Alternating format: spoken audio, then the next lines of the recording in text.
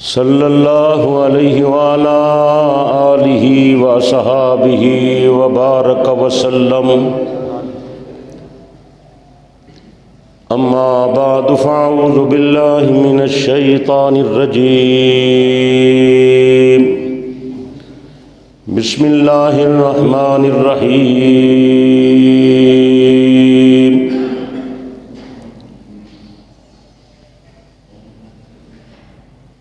انک لعلی خلق عظیم۔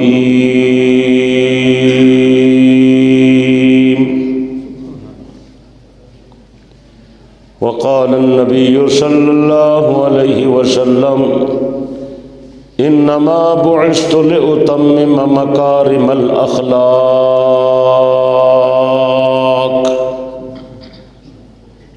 محمد از تمی خواہم خدا را، خدایا از تو عشق مصطفیٰ رام۔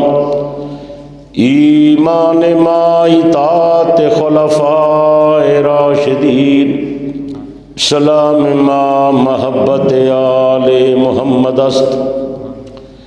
واجب الاحترام شرفاء ملت، بزرگوں، دوستوں، بھائیوں، عزیزوں، اللہ تعالیٰ اپنے گھر میں میری اور آپ کی سب کی حاضری منظور و مقبول فرمائے۔ حضرت نبی علیہ السلام کی سیرت مبارک، آپ کی تعلیمات، نبی علیہ السلام کی مبارک سنتوں کا بیان، آپ علیہ السلام کے اخلاق حسنہ امت کے لیے بہترین رہبر اور رہنما ہیں۔ آپ کے مبارک اخلاق کے حوالے سے میں بات عرض کر چکا ہوں کہ اللہ تعالیٰ نے اپنے نبی علیہ السلام کی نہ صرف تعلیم کا بندوبست خود فرمایا بلکہ وہ آپ کی تربیت بھی خود فرمائی اور آپ کو بہترین اخلاق سکھائے، جس کی وجہ سے آپ اخلاق عظیم کے مالک ہوئے اور اخلاق کی ان بلندیوں پر فائز ہوئے جو کسی اور کو نہ مل سکے۔ نبی علیہ السلام کی مبارک عادات، آپ علیہ السلام کی نشست و برخاست، رسول اللہ علیہ السلام کی عبادات، حضرت نبی علیہ السلام کے پاکیزہ افعال، آپ کے اطوار، نبی علیہ السلام کے ارشادات اور احوال، ہر چیز ہمارے لیے بہترین رہبر اور رہنما ہے۔ نبی کی پوری زندگی کو اللہ نے ہمارے لیے عمدہ نمونہ قرار دیا ہے، ہم نے ان سے رہنمائی حاصل کرنی ہے۔ آپ علیہ السلام نے جو دین کی محنت فرمائی اور اللہ کا پیغام بندوں تک پہنچایا، اور پھر اس حوالے سے آپ نے ہمیشہ حق کو بیان کیا اور کسی ملامت کرنے والے کی ملامت کا خیال نہ رکھا اور کسی بات کی پرواہ نہ کی، بلکہ ہمیشہ سچ بات بیان فرمائی، غلط بیانی سے اجتناب فرمایا۔ نبی علیہ السلام کی مبارک عادت، حضرت نبی علیہ السلام کی شرافت، نبی علیہ السلام کی بہترین اخلاقی، صحابہ کو تعلیم و تربیت، ہر چیز اتنی بہترین ہے کہ کسی اور کی زندگی میں وہ چیز معلوم نہیں ہوتی۔ یہاں ایک اہم بات جو آج آپ حضرات کی گوش گزار کرنا چاہتا ہوں وہ یہ ہے کہ نبی علیہ السلام نے صرف لوگوں کے سامنے وہ تعلیم پیش نہیں کی، آپ نے وہ عقائد اور نظریات یا دینی علم پیش نہیں کیا، آپ نے صرف وہ اصول بیان نہیں کر دیے بلکہ ان پر عمل کا نمونہ پیش فرمایا۔ آپ نے صرف نظریات پیش نہیں کیے، نظام کا ایک لائحہ عمل پیش نہیں کیا بلکہ نظام کا عملی نمونہ بھی پیش کیا ہے۔ جو بات آپ نے فرمائی ہے اس پر عمل کر کے دکھایا ہے۔ یہ بات بڑی زبردست ہے کہ کوئی بات صرف مفروضے کی حد تک نہیں ہے، صرف خیالات نہیں ہیں، صرف تصورات نہیں ہیں، صرف احکامات نہیں ہیں، بلکہ نبی علیہ السلام کی عادات ہیں، آپ کے اطوار ہیں، آپ کے پیارے اخلاق ہیں، اور آپ نے جو نظام پیش کیا اس کا عملی نمونہ بھی ہے۔ جو بات آپ فرماتے تھے اس پر عمل کرتے تھے، اور آپ کی مبارک زندگی اس کی عملی تصویر ہوتی تھی۔ یہ بات بڑی اثر کرنے والی ہے، اور یہی بات آپ نے اپنے صحابہ کو سکھائی۔ صرف آپ نے باتیں نہیں کی، صرف آپ نے تھیوری پیش نہیں کی، بلکہ پریکٹیکلی طور پر اس پر عمل کر کے دکھایا ہے اور اپنی جماعت سے عمل کروایا ہے۔ یہی وجہ ہے کہ صحابۃ الرسول، پیغمبر کے ارشادات، آپ کی تعلیمات، آپ کی تعلیم و تربیت کا عکس اور پرتو تھے اور اس کا عملی نمونہ تھے۔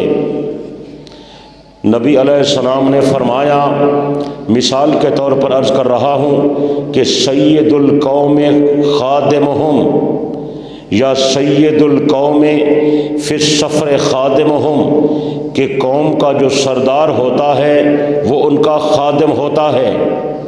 یہ پیغمبر کا ایک ارشاد ہے۔ اب صرف ارشاد نہیں ہے بلکہ اس پر عمل کا نمونہ ہے، اور صحابۃ الرسول کی زندگی اس کی عملی تصویر ہے۔ ہو سکتا ہے کوئی یہ کہہ دے کہ سید القوم خادمہم بڑا اچھا جملہ ہے، اچھی تقریر ہے، اچھا عنوان ہے، اچھی بات ہے، خوبصورت بات کہی گئی ہے، لیکن یار یہ عملی طور پر بات مشکل نظر آتی ہے کہ ایک آدمی سردار ہو اور وہی قوم کا خادم ہو۔ یہ کیسے ہو سکتا ہے؟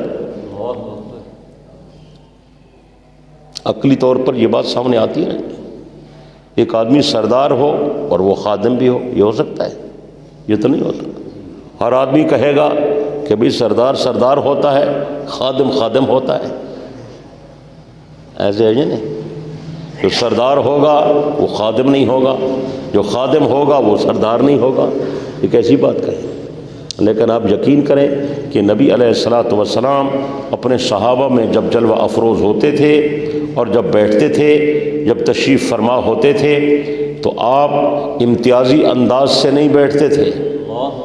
نبی علیہ الصلاۃ والسلام جب اپنے احباب میں رہتے تھے تو امتیازی شان سے نہیں رہتے تھے، گھل مل کر رہتے تھے، بلکہ آنے والا یہ ضرورت محسوس کرتا تھا کہ میں پوچھوں کہ بھئی تمہارے سردار کون ہیں؟ آنے والا یہ ضرورت محسوس کرتا تھا کہ میں سوال کروں کہ تمہارے پیغمبر کون ہیں، تمہارے آقا کون ہیں؟ آنے والا پوچھتا تھا۔ کئی دفعہ ایسا ہوا کہ آپ علیہ السلام اپنے صحابہ میں جلوہ افروز ہیں اور بالکل اسی سادگی میں بیٹھے ہوئے ہیں، اور عشاق غلامان محمد وہ بھی پیغمبر کے اتنے فرما بردار تابع دار تھے اور آپ کی ہر اداؤں پر عمل کرنے والے تھے، وہ بھی ایسی مشابہت ساتھ رکھتے تھے کہ پتہ نہیں چلتا تھا آقا کون ہے، خادم کون ہے، پیغمبر کون ہے، امتی کون ہے، نبی کون ہے، کلمہ پڑھنے والے کون ہیں، آقا کون ہے، غلام کون ہے، پتہ نہیں چلتا تھا۔ اور کئی روایات میں یہ مضمون آیا ہوا ہے کہ کوئی آدمی باہر سے آیا، انجان آدمی آیا یا پہلی مرتبہ آیا، وہ آپ کی محفل میں آیا اور نبی علیہ الصلاۃ والسلام سے ملنے کے لیے آیا، تو اس نے آ کر پہلے یہی بات یہ بیان کی، پہلے یہی استفسار کیا، پہلے یہی بات پوچھی، ایکم منکم محمدا، تم میں محمد کون ہے؟ تو یہ آپ کے حسن اخلاق کی عملی تصویر ہے۔ آپ امتیازی شان سے، مسجد نبوی بنی، آپ نے فرمایا پتھر لے آؤ، سارے صحابہ پتھر اٹھا رہے ہیں، خود نبی علیہ السلام نے بھی پتھر اٹھائے ہوئے ہیں۔ امتیاز سے نہیں رہتے تھے، مل جل کر رہتے تھے۔ غربت کا عالم ہے، تنگی ہے، کھانے کو کچھ نہیں ہے۔ جس طرح صحابہ فقر و فاقہ سے ہیں، اس طرح آقا بھی فقر و فاقہ سے ہیں۔ یہ نہیں کہ نبی علیہ السلام تو اپنے لیے کوئی امتیاز رکھتے ہیں، آپ تو کچھ کھا پی رہے ہیں اور صحابہ بھوکے مر رہے ہیں، یہ بات نہیں تھی۔ یکسانیت تھی، ایک جیسا ماحول تھا۔ بلکہ صحابہ نے جو عرض کی کہ اللہ کے رسول بڑی بھوک ہے اور کھانے کو کچھ نہیں ہے، اور یہ عالم تھا کہ بھوک کی وجہ سے ان کی کمر دوہری ہو رہی تھی۔ تو کہا یا رسول اللہ دیکھیں، ہم نے بھوک کی وجہ سے پیٹ پر پتھر باندھ لیا ہے، کمر ہماری دوہری ہو رہی ہے، کمر سیدھی نہیں ہوتی، پتھر باندھا ہے کہ کم از کم کمر تو سیدھی رہے۔ بات سمجھ آ رہی؟ تو جب انہوں نے اس کا اظہار کیا تو نبی علیہ الصلوۃ والسلام نے اپنے پیٹ مبارک سے کپڑا اٹھایا، فرمایا میرے صحابہ میرا حال بھی دیکھ رہا۔ جب آپ نے اپنے پیٹ مبارک سے کپڑا ہٹایا تو صحابہ کہتے ہم نے دیکھا کہ آپ نے 2 پتھر باندھے ہوئے ہیں۔ میں تم نے 1 پتھر باندھا ہوا ہے، میں نے 2 پتھر باندھے ہوئے۔ اگر صحابہ گٹھلیاں چوس رہے ہیں تو آپ بھی ساتھ۔ بات سمجھ آ رہی ہے؟ شیب بنی ہاشم میں اگر تکلیف ہے، فقر و فاقہ ہے اور دشمنوں نے بائیکاٹ کر دیا اور کھانے پینے کی اشیاء نہیں آنے دیتے تھے، اونٹ کے چمڑے کو پانی میں بھگو کر وہ پانی پی کر گزارا کرتے تھے۔ صحابہ کے بھی یہی حال تھا، نبی علیہ السلام کا بھی یہی حال تھا۔ یکسانیت تھی۔ تو میں یہ عرض کر رہا ہوں، جو نقطہ میں اٹھا رہا ہوں اور جس کو میں ہائی لائٹ کرنے کی کوشش کر رہا ہوں، وہ سمجھیں آپ، یہ نبی کی سیرت کا اہم عنوان ہے کہ نبی علیہ الصلوۃ والسلام کی جو مبارک زندگی ہے وہ اتنی زبردست ہے کہ آپ نے صرف باتیں نہیں کی بلکہ عمل کر کے دکھایا۔ آپ نے صرف نظام کا آپ نے صرف خاکہ نہیں پیش کیا بلکہ اس کی عملی تصویر بھی پیش کی۔ بات سمجھ آ رہی ہے؟ آپ نے صرف اخلاق بتائے نہیں ہیں کہ جی اچھے اخلاق، بلکہ اخلاق پیش کیے ہیں۔ بات میری سمجھ آ رہی ہے؟ اس لیے تو اللہ تعریف فرما رہے ہیں وَإِنَّكَ لَعَلَىٰ خُلُقٍ عَظِيمٍ، میرا پیغمبر بہترین اخلاق کی چوٹی پر ہے۔ نبی کے اخلاق سب سے اعلیٰ، اور جو اخلاق آپ کے اندر تھے، جو صداقت، جو لیاقت، جو متانت، جو امانت، جو دیانت، جو شرافت آپ کے اندر تھی، آپ نے اس کی عملی تصویر پیش کی اور صحابہ کے اندر اس کو پیدا کرنے کی کوشش کی، اور اس کا آپ نے ارشاد بھی فرما دیا۔ جناب امام الانبیاء صلی اللہ علیہ وسلم نے فرمایا انما بعثت لاتمم مکارم الاخلاق، میں تمہارے اندر بہترین اخلاق کی تکمیل کے لیے آیا ہوں۔ میں اس لیے آیا ہوں عمدہ اخلاق کی تمہیں تعلیم دوں اور اس کی میں تکمیل کر دوں، اس کا اتمام کر دوں۔ تو میں آپ کو مثال دے رہا تھا کہ بھی آپ نے کیا فرمایا، سید القوم خادمہم، قوم کا جو سردار ہوتا ہے وہ کیا ہوتا ہے؟ خادم ہوتا ہے۔ اب کوئی کہے جی مفروضہ ہے، بات ہے، تصور ہے، یا نعوذ باللہ محض خیال ہے، عمل نہیں ہے، اس لیے کہ یہ کیسے ہو سکتا ہے جو آقا ہو وہ خادم ہو؟ جو آقا ہوتا ہے وہ آقا ہوتا ہے، جو خادم ہوتا ہے وہ خادم ہوتا ہے، جو آقا ہوتا ہے وہ خادم نہیں ہوتا، جو خادم ہوتا ہے وہ آقا نہیں ہوتا۔ یہ آپ کا جو ارشاد ہے، ارشاد تو صحیح ہے لیکن اس پر عملی نمونہ بڑا مشکل ہے پیش کرنا، وہ کہہ سکتا ہے، لیکن آپ یقین کریں کہ نبی علیہ الصلوۃ والسلام نے اس کا عملی نمونہ پیش فرمایا۔ غربت ہے، فقر و فاقہ ہے، کھانے کو کچھ نہیں ہے، صحابہ بھوکے ہیں، ابو بکر، عمر، سب حضرات اسی فقر و فاقہ میں ہیں۔ اتنے میں محفل پیغمبر میں دودھ کا پیالہ آیا، آپ خود پہلے نوش فرما لیتے، نہیں، ابو ہریرہ سے کہا ابو ہریرہ تمہیں بھوک تو بہت لگی ہوئی ہے، اٹھو یہ دودھ کا پیالہ لو اور پہلے میرے صحابہ کو پلاؤ۔ حضرت ابو ہریرہ کہتے ہیں حکم تھا، نہ آپ نے خود پیا نہ مجھے کہا کہ تو پی، اور مجھے کہا کہ باقیوں کو پلاؤ، تو میں نے باقیوں کو پلانا شروع کر دیا۔ پیالہ کتنا بڑا ہوتا ہے پیالہ، اس میں کتنا دودھ ہوگا، جماعت کافی ساری تھی۔ حضرت ابو ہریرہ کہتے ہیں میں نے وہ دودھ پلانا شروع کر دیا۔ اللہ اکبر کبیرہ، اور دیکھ بھی رہا ہوں کہ سارے بھوکے ہیں۔ اب جب آدمی بھوکا ہو تو زیادہ ہی پیتا ہے نا، نہیں سمجھ آئی بات؟ حضرت ابو ہریرہ کہتے ہیں میں نے پلانا شروع کر دیا، وہ لوگ پینا شروع ہو گئے، ہر آدمی پی رہا ہے اور خوب سیر ہو کر پی رہا ہے۔ حضرت ابو ہریرہ رضی اللہ عنہ فرماتے ہیں لوگوں نے پینا شروع کر دیا، ایک نے پیا، دوسرے نے پیا، تیسرے نے پیا، چوتھے نے پیا، پانچویں نے پیا۔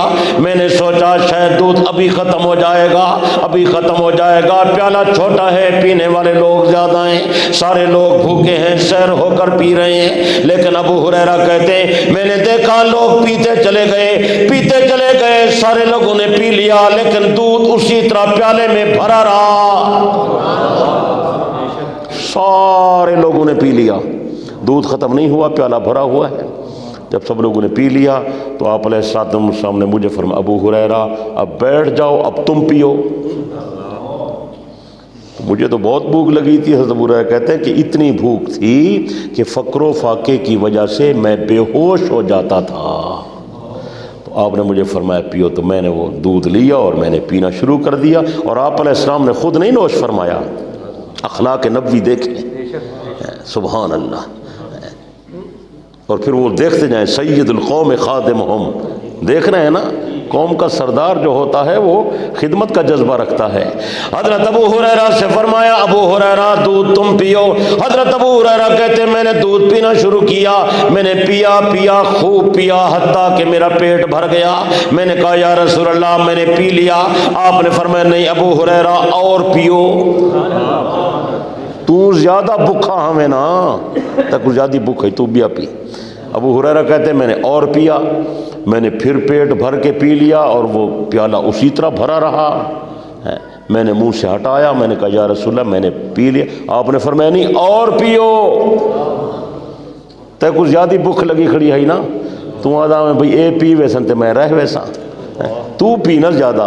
حضرت ابو ہریرہ رضی اللہ عنہ فرماتے ہیں میں نے اتنا پیا، پیٹ میرا بھر گیا، مجھے ایسے لگتا تھا دودھ میرے ناکوں سے باہر نکل آئے گا، میرے نتنوں سے دور باہر آ جائے گا۔ میں نے اتنا پی لیا، پیالہ پھر بھی دودھ سے بھرا رہا۔ جب ہم سب نے پی لیا، رحمت والے نبی نے، سید الاولین والآخرین نے، حضرت محمد کریم علیہ الصلوۃ والتسلیم نے، اللہ کے محبوب پیغمبر نے سب سے آخر میں خود پیا۔ اخلاق نبوی ہے نا، اس کی کوئی مثال کو پیش کر سکتا ہے تو بتائے۔ تو میں یہ کیا عرض کر رہا ہوں کہ آپ نے صرف تعلیمات کا یا اخلاق کا یا شریعت کا یا دین کا یا نظام کا خاکہ نہیں پیش کر دیا بھئی یہ خاکہ عمل کرو، آپ نے جو کچھ پیش کیا اس پر عمل کا نمونہ پیش فرمایا۔ اس لیے تو اللہ تعالیٰ فرما رہے ہیں نا لَقَدْ كَانَ لَكُمْ فِي رَسُولِ اللَّهِ أُسْوَةٌ حَسَنَةٌ، لوگوں تمہارے لیے میرے نبی کی زندگی میں بہترین نمونہ ہے۔ میرے نبی کی زندگی صرف تعلیمات نہیں ہے، نبی کی زندگی میں صرف نبی کے اقوال نہیں ہیں، نبی کی زندگی میں صرف نبی کے ارشادات نہیں ہیں۔ میرے پیغمبر نے صرف دین اور شریعت کا خاکہ نہیں پیش کیا بلکہ میرے پیغمبر نے عمل کا نمونہ پیش کیا۔ کل میری سمجھ آتی پئی ہے؟ عمل پیش کیا، عمل جو کچھ پیش کیا اس پر عمل کر کے دکھایا، یہ کام کرنا ہے اور میں کر کے دکھا رہا ہوں، ایسے کرنا ہے۔ اور مثال میں نے کیا پیش کی، سید القوم فی السفر خادمہم، نبی علیہ السلام نے فرمایا قوم کا جو سردار ہوتا ہے وہ اصل میں قوم کا خادم ہوتا ہے۔ بظاہر یہ بات مشکل نظر آتی تھی میرے پیارے دوستو، حضرت نبی نے عمل کا نمونہ پیش کیا، پھر پیغمبر نے اپنے صحابہ کو اس پر تیار کیا۔ اللہ کی قسم مسلمانوں، جب بھی نبی کے صحابہ میں سے کوئی آدمی قافلے کا سپہ سالار ہوتا تھا، وہ صرف لیڈر نہیں ہوتا تھا، صرف قائد نہیں ہوتا تھا، صرف حکمران نہیں ہوتا تھا، بلکہ اپنے قافلے کا خادم ہوتا تھا۔ کچھ سمجھ آ رہی ہے؟ آپ نے بیت المقدس کا واقعہ سنا ہوا ہوگا، سنا ہے نا؟ فاروق اعظم نے فتح کیا تھا، انہوں نے اہل کتاب نے یہ شرط لگا دی تھی کہ مسلمانوں کا امیر المومنین عمر اگر خود آ جائے تو پھر ہم جو ہے اس سے بات چیت کریں گے اور یہ حکومت اسی کے حوالے کر دیں گے۔ جب اطلاع پہنچی حضرت عمر رضی اللہ عنہ تیار ہو گئے، حضرت علی کو پیچھے مقرر کیا، تم مدینے میں رہو، نظام سنبھالو، میں خود جاتا ہوں۔ فاروق اعظم جانے لگے، کچھ ساتھیوں نے کہا حضرت آپ وہاں جا رہے ہیں، دشمن کا علاقہ ہے اور وہ اہل کتاب ہیں، اور وہاں آپ کا بڑا نام ہے کہ امیر المومنین عمر بن خطاب بہت بڑا آدمی ہے، خلیفۃ المسلمین ہے، امیر المومنین ہے، نبی کے خلیفے کا خلیفہ ہے، ابو بکر کا جانشین ہے، آپ کا بڑا نام ہے، بڑا رعب اور دبدبہ ہے، مہربانی کریں آپ اکیلے نہ جائیں بلکہ ایک وفد لے کر جائیں۔ یہ اگوا نے مشورے دینا نہیں آج کل، وزیر اعظم صاحب کل ہے نا ونجو بادشاہ 500 جہاز بھر کے ونجو بن جانا ہے نہیں۔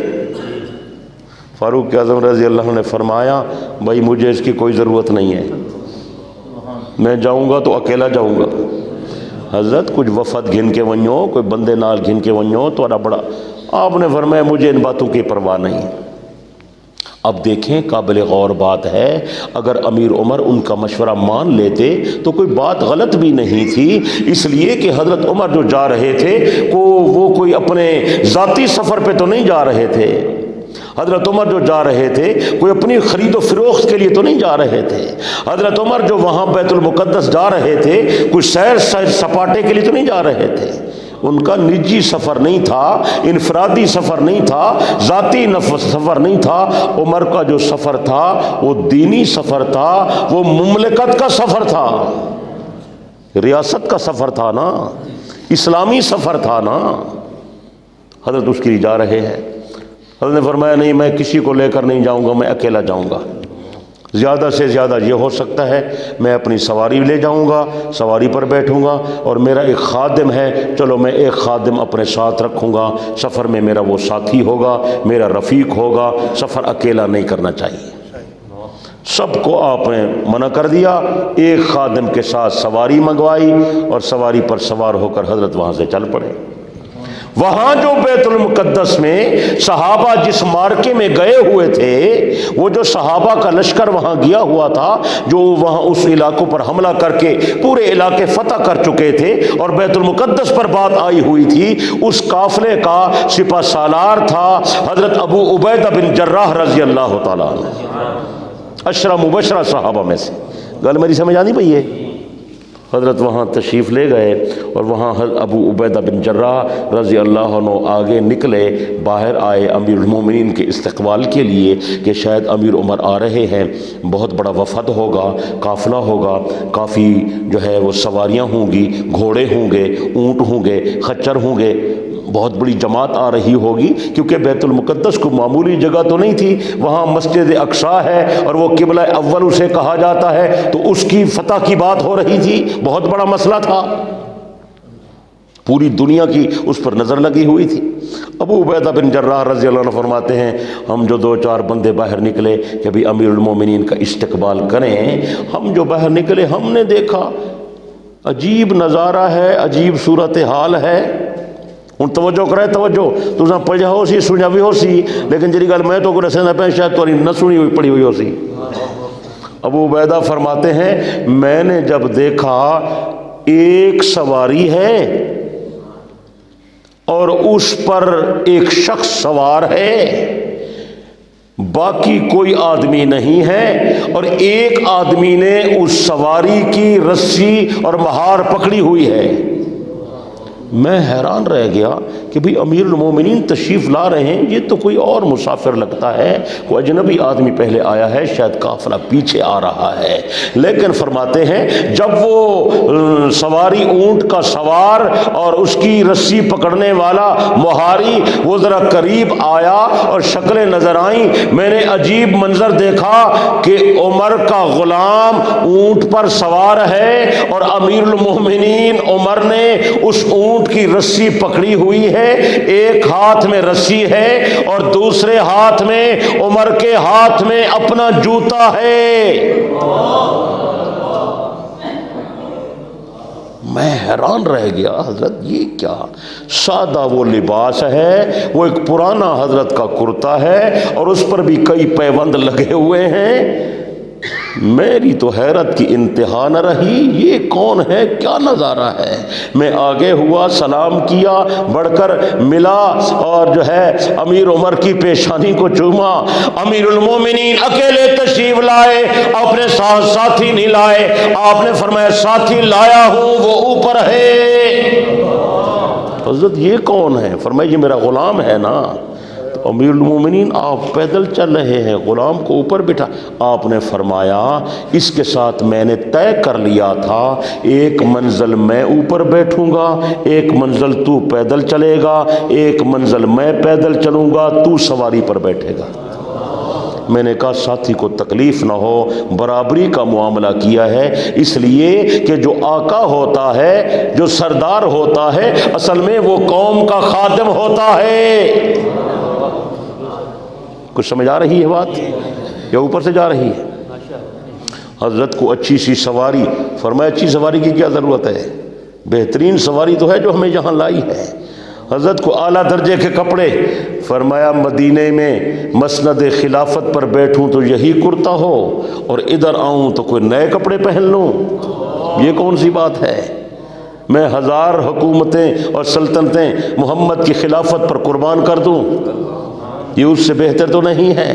حضرت یہ عجیب نظارہ ہے، ہاتھ مبارک میں جوتا کیوں اٹھا لیا؟ فرمایا ابھی گزر رہے تھے، راستے میں کیچڑ تھا، میں نے کہا میرے جوتے خراب ہو جائیں گے، میں نے جوتا اتار کر ہاتھ میں پکڑ لیا، ایک ہاتھ میں اونٹ کی رسی ہے، ایک ہاتھ میں جوتا ہے، اور یہ میرے غلام کی باری تھی، اس لیے میں پیدل چل رہا تھا، غلام کو میں نے سواری کے اوپر بٹھا لیا۔ ہم یہاں پہنچے، میرے پیارے دوستو، پیغمبر کی تعلیم کا جب یہ عملی نمونہ پیش ہوا، جب امیر عمر نے پیغمبر کی حدیث کا عملی نمونہ پیش کیا، پھر کائنات اس بات کی گواہ ہے، میں تاریخی حقیقت بیان کر رہا ہوں، کائنات کے یہودی اور نصرانی جو اپنے آپ کو بہت کچھ سمجھتے تھے، انہوں نے جب امیر عمر کو دیکھا، کہا ہماری کتابوں میں لکھا ہوا ہے جب پیغمبر کا خلیفہ آئے گا، امیر المومنین آئے گا جس کا نام عمر بن خطاب ہوگا، اس کے ساتھ لڑائی نہیں کرنی ورنہ تباہ و برباد ہو جاؤ گے۔ ہم نے فیصلہ کیا اس کے ساتھ لڑائی نہیں کرنی، واقعی یہ نبی کا سچا خلیفہ ہے، سچا امیر المومنین ہے۔ اہل کتاب نے بیت المقدس کی چابیاں بغیر لڑائی کے عمر کے قدموں میں ڈال دی۔ یہ ہے وہ عملی تصویر جو اصل میں پیغمبر کے اخلاق نبوی کا عکس اور نمونہ تھی۔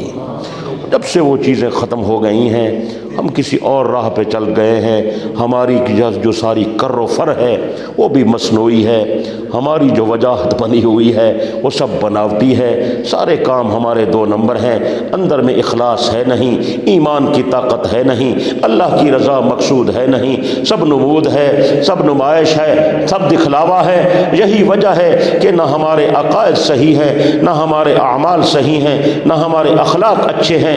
اسی کا نتیجہ نکلا ہے کہ دنیا میں جو فساد آیا ہوا ہے وہ سب میرے بھی سامنے ہیں، آپ کے بھی سامنے ہیں۔ میرے پیارے دوستوں، ان لوگوں نے اگر دنیا کو مسخر کیا، ان لوگوں نے اگر بیت المقدس کو فتح کیا، اگر انہوں نے مصر کو فتح کیا، اگر انہوں نے ترکی کو فتح کیا، وہ اس ایمان اور اخلاص کی اور تقوی کی بنیاد پر فتح کیا، اور اس اخلاق کی وجہ سے فتح کیا جو اخلاق پیغمبر نے ان کے اندر ودیت فرمائے تھے۔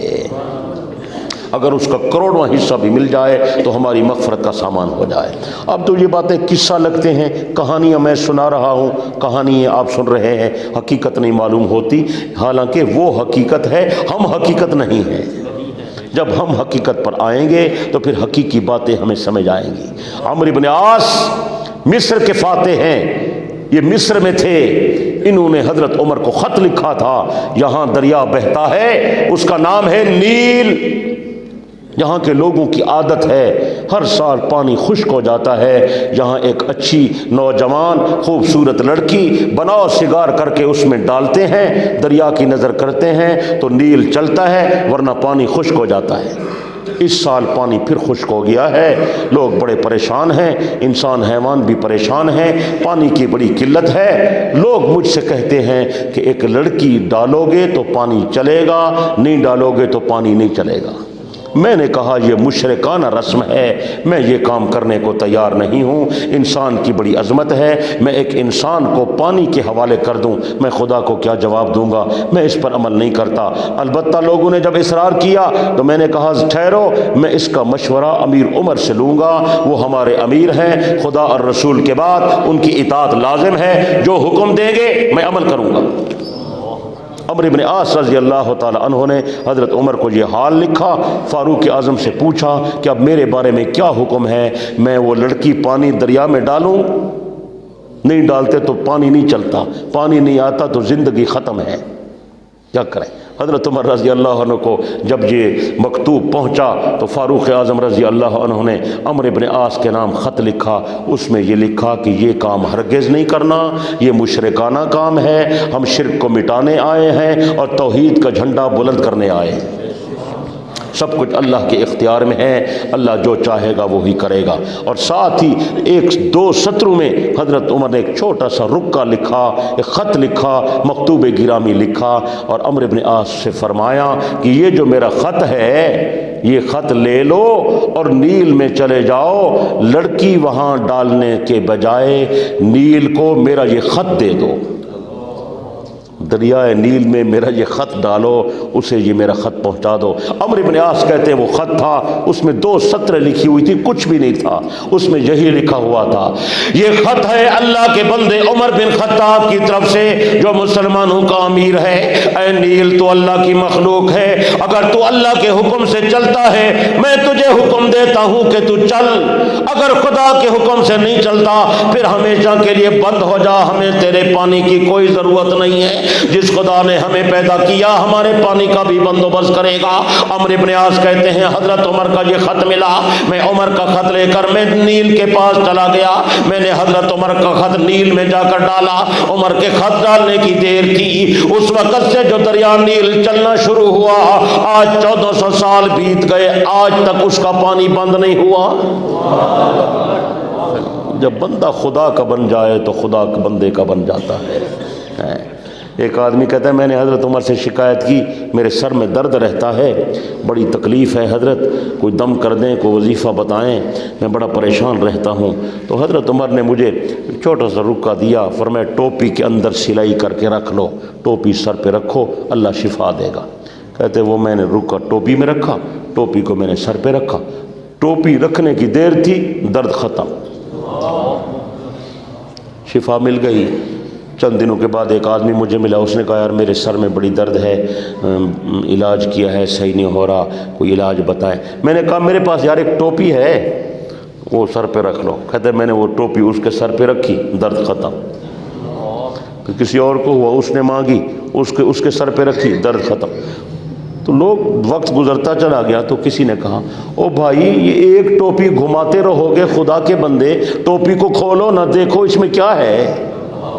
جو وقت گزرتا گیا نا اصل زیادہ سیانے بندے آمن لگ گئے ہیں نا جی، عقل نہیں ہے ہماری، چلاکی زیادہ ہے ہمارے اندر۔ کیا زیادہ ہے؟ ذہانت نہیں ہے ہماری، ذہانت نہیں ہے، فہم و فراست نہیں ہے، بصیرت نہیں، صرف چلاکی ہے، فنکاریاں ہیں، 2 نمبریاں زیادہ ہیں، حقیقت نہیں ہے۔ تو وہ بھی میں کو بندہ سیانا زیادہ آ گیا ہو سی، وہ کہ یار ٹوپی کھولو خدا دے بندے، ٹوپی دے وچ کیا ہے؟ وہ کہتے میں نے وہ ٹوپی کو کھولا، اس میں وہ چھوٹی سی چٹ تھی، اس پر لکھا ہوا تھا بسم اللہ الرحمن الرحیم، بس سنتے بیٹھے ہو۔ اس نے کہا یار بسم اللہ ہی تو ہے اللہ کے بندے، قرآن والی بسم اللہ کوئی اور تو نہیں ہے نا۔ تو 2-4 اور بسم اللہ لکھ کے تو بہت ساری ٹوپیاں بنا لو، جس کو درد ہوگا تو اس کو ٹوپی پہنائیں گے، وہ ٹھیک ہو جائے گا۔ مار کا لکھ دے گئے تھے، ٹوپیاں بڑھیں دے گئے تھے، پہن دے گئے، وہ کتنا شفا ملے۔ بسم اللہ تو وہی ہے، پر وہ لکھنے والا ہاتھ کہاں سے آئے، اور اس ہاتھ میں جو پیچھے ایمان کی قوت تھی وہ کہاں سے آئے۔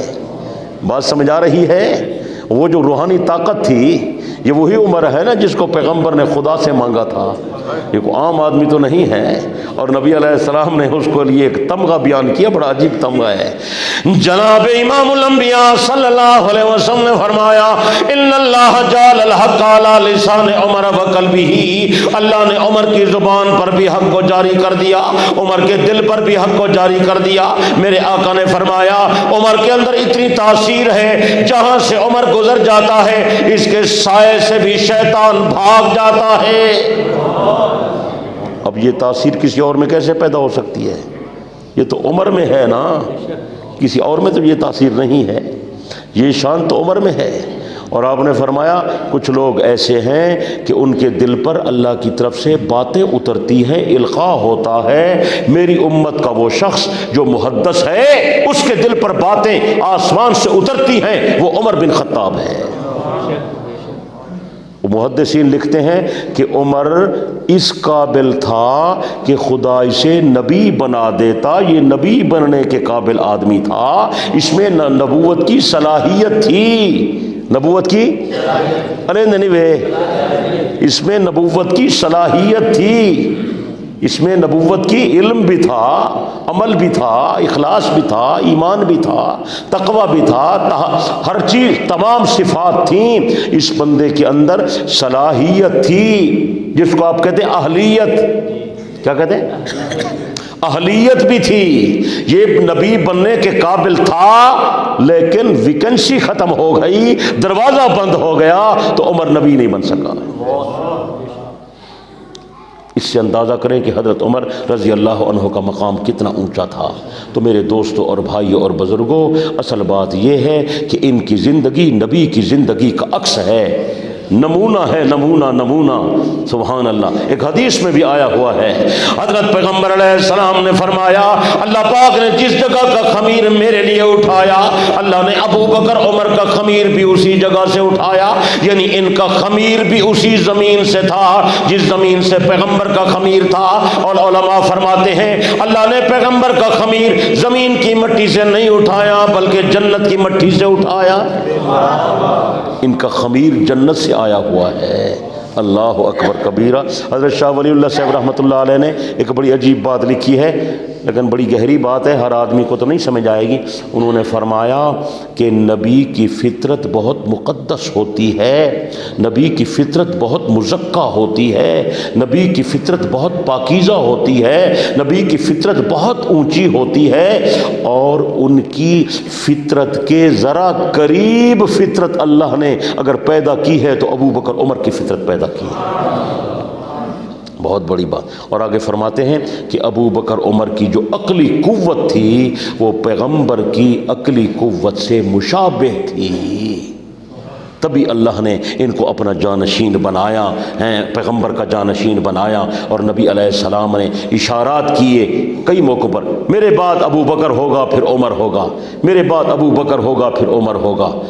کئی دفعہ فرماتے تھے میں آیا ابو بکر عمر آئے، میں گیا ابو بکر عمر گئے، میں داخل ہوا ابو بکر عمر داخل ہوئے، میں نکلا ابو بکر عمر نکلے، میں ایسے کرتا ہوں ابو بکر عمر ایسے کرتے ہیں، میں ایسے نہیں کرتا ابو بکر عمر ایسے نہیں کرتے، میں ایمان لایا ابو بکر عمر ایمان لایا۔ یہ بار بار آپ فرماتے تھے، بار بار۔ جب حضرت عمر کی شہادت ہوئی نا، تدفین کا وقت آیا تو وہ سوچ رہے تھے بھی عمر کی کہاں قبر بنائی جائے، تو حضرت علی آئے، بخاری شریف میں ہے، اور حضرت عبداللہ سے کہنے لگے عبداللہ یہ سوچنے کی کوئی بات نہیں ہے، میں تمہیں مسئلہ حل کر کے دیتا ہوں۔ پیارے علی کیا مسئلہ ہے؟ حضرت علی نے فرمایا میں نے پیغمبر سے کئی مرتبہ سنا، میں اکثر پیغمبر سے سنتا تھا آپ اپنے نام کے ساتھ ابو بکر عمر کا نام لیتے تھے، اپنی بات کے ساتھ ابو بکر عمر کی بات کرتے تھے، اپنے آنے کی بات کرتے تھے تو ابو بکر عمر کی بات ساتھ کرتے تھے، اپنے جانے کی بات کرتے تھے تو ابو بکر عمر کے جانے کی بات ساتھ کرتے تھے۔ پیغمبر کی قبر کے ساتھ ابو بکر کی قبر بن گئی، اب مجھے یقین ہے کہ عمر کی قبر بنے گی تو یہ ابو بکر کی قبر کے ساتھ بنے گی۔ پیغمبر نے پہلے جو ان کو رفیق بنا دیا ہے تو اب وفات کے بعد یہ الگ کیسے ہو سکتے ہیں؟ یہ اکٹھے رہیں گے۔ اور پھر میرے آقا نے فرمایا قیامت کا جب دن آئے گا تو ہم یہاں سے اکٹھے اٹھیں گے۔ اس کا مطلب یہ ہوا کہ ابو بکر عمر کی جو پیغمبر سے رفاقت ہے وہ چند دن کی نہیں ہے بلکہ قیامت تک کے لیے ہے. ہاکذا نبعث یوم القیامہ، قیامت تک کے لیے یہ رفاقت ہے، تو کوئی ان کو وہاں سے جدا نہیں کر سکتا. تو ساری بات کا خلاصہ یہ صاحب کے سامنے آ گیا کہ ہمارے لیے بہترین نمونہ پیغمبر کے مبارک اخلاق ہیں، اور نبی کے جو اخلاق ہیں وہ نبی کے عملی احوال ہیں. پیغمبر نے صرف باتیں نہیں کی، زبانی کلامی صرف آپ نے کوئی مفروضے پیش نہیں کیے یا اسلام کا کوئی تصور نہیں دے دیا، بلکہ جو کچھ پیش کیا اس پر عمل بھی کر کے دکھایا اور صحابہ سے عمل بھی کروایا. وہ جو عملی تصویر ہے وہ اسلام کا مکمل ڈھانچہ ہے، ہمارے لیے وہی رہبر و رہنما ہے. اللہ مجھے اور آپ کو عمل کی توفیق عطا فرمائے.